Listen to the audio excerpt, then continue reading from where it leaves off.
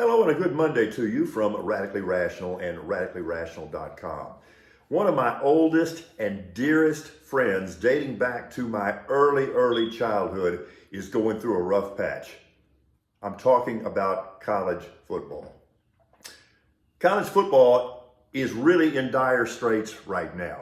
Now, you say dire straits? Wait a minute. What about all these huge media contracts? What about these enormous television ratings? There's money for everybody. The playoffs have been expanded to 12 teams. They're already talking about 14, and it will get to 16 for sure. No, the sky is not falling at the moment, but the skies are cloudy and threatening.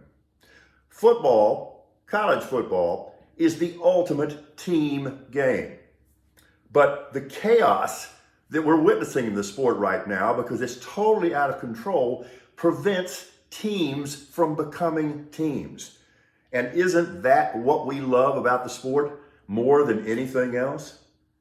A head coach's job in college football right now is just to keep your team together. It's just to keep recruiting your own players every day. You know how in the NFL we have capologists, people who are hired to manage the salary cap? Well, in college football, we're going to have to hire portologists. Don't get me wrong. There were some real inequities in college football, and we were right to correct them. Players needed to be compensated, and they needed to have some degree of freedom. After all, coaches break contracts every day, willy-nilly, and the players are still there. So certainly they deserve to have some freedom of movement. But the current portal system needs to be restricted and needs to be regulated just to get some order back in the sport. As a coach, you don't even know who's on your team from day to day right now. Try building a football team out of that. And NIL, don't get me wrong, players needed to be compensated. No question about that. But when you have these great disparities on how much NIL money this guy is making over here on this side of the locker room as opposed to this guy, that does not promote team building either. Guy I think we ought to listen to right now, Nick Saban. Now, he'd been talking about this problem for a couple of years now, and we all thought, well, it's a little bit self-serving because Nick Saban's just looking out for Alabama.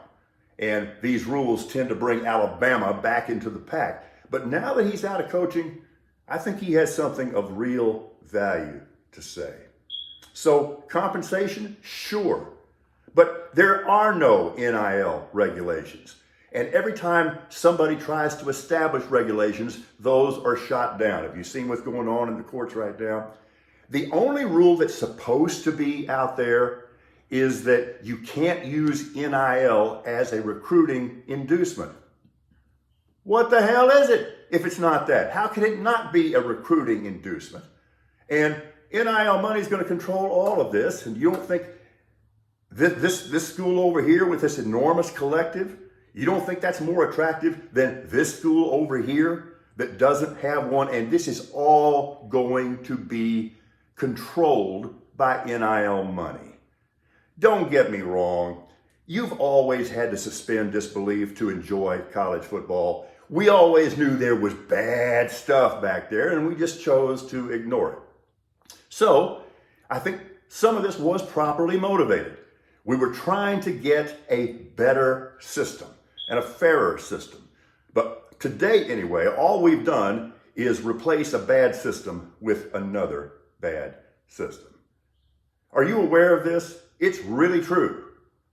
Arch Manning, the backup quarterback at the University of Texas, made more money last season than Brock Purdy did. And all he did was take an NFL team to the Super Bowl. Again, I don't want to be a Cassandra. I don't want to be Chicken Little. I don't want to say the sky is falling. But for those of us who love this sport, there's got to be some structure.